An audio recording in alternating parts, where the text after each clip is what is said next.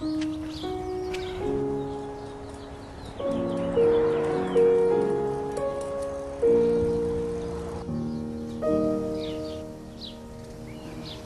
that's over here. Yeah.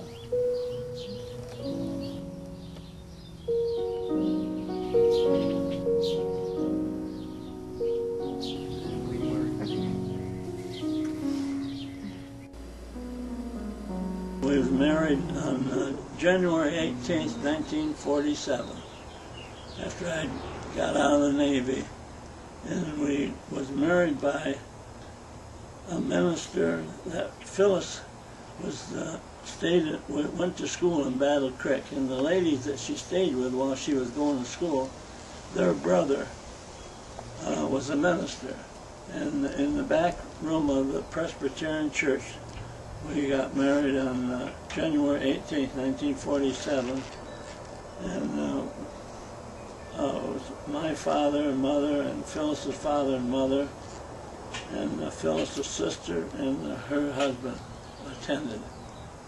But that was it. We spent the first night in the hotel in Fort Wayne, Indiana. Got married, I didn't have a job or any money, so I borrowed $100 and a suit from my father. And we got married, but I had a job offer the following Monday, so I knew where I was going to go to work. But at that time, you couldn't find an apartment right after the war, so we had to buy, we rented a sleeping room. And when we first got married, we couldn't decide who was going to handle the money. So we stopped at a grocery store, and I said, well, go ahead and go in. She said, well, you're handling the money, you go ahead. And I said, well, I'm not going to go in. She said, well, I'm not either. So we drove off, and we went hungry that night. So the next day we decided that, well, let's decide who's going to handle the money. So Phyllis had a little better education than I did, so we decided she was going to handle the money. 16 years old, I moved in next door to Phyllis. And the house that we rented, the lady before us had a cat, and the cat kept coming back to the old house, which is the one we lived in.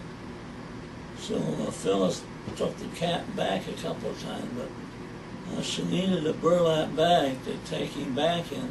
So she came over to our house and wanted to know if I had a burlap bag she could use to take the cat home. And I said, I think so. So I went out in the woodshed and rummaged around and found a burlap bag. And so she took that, took the cat home.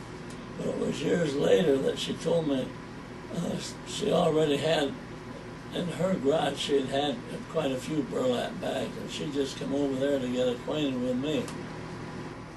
Eventually, we both grew up, grew faster.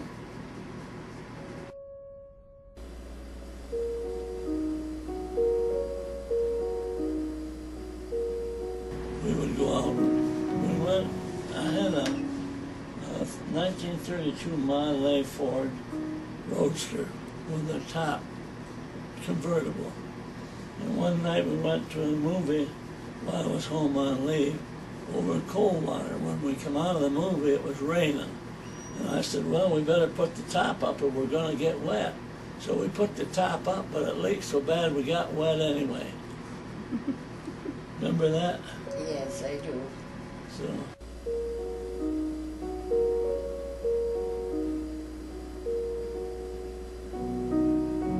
I'll tell you a little bit about her flying. The instructor that she had was an old Army pilot, and he had a bad habit of, when you didn't do anything right, he jerked the stick right out of your hand. And one time I was flying, and I had just landed, and I saw Phyllis with the instructor.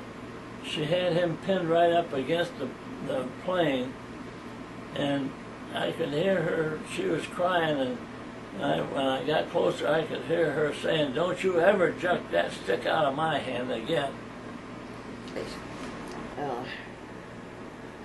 I think I kind of felt of it then, and I can still feel it, that he was just irritated because I was a woman gonna take it off. And he didn't think the women should be doing that. And when she went out and took the ride with the glider, when they were up in the air, the pilot let her fly it. And she enjoyed that. Remember that? Yes, I remember that.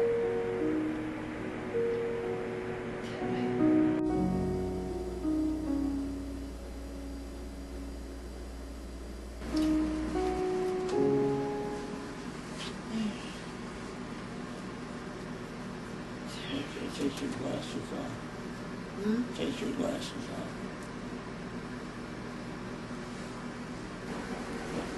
Sit back and I'll put some drops on. Now, do you want these on? No, I'm putting it back on.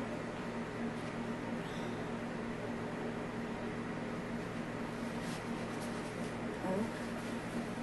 That water's going all down.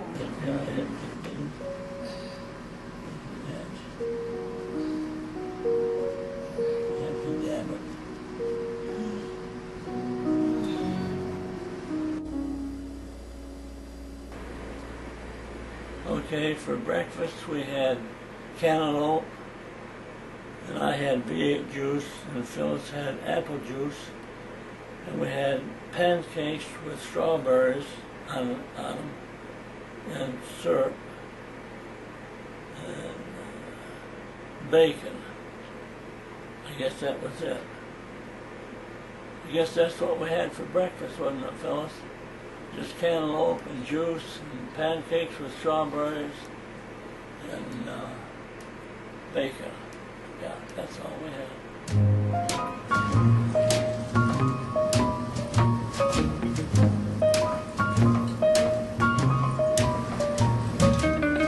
Those happy hours I spent with you, that lovely afterglow, most of all, but most of all, I miss you so.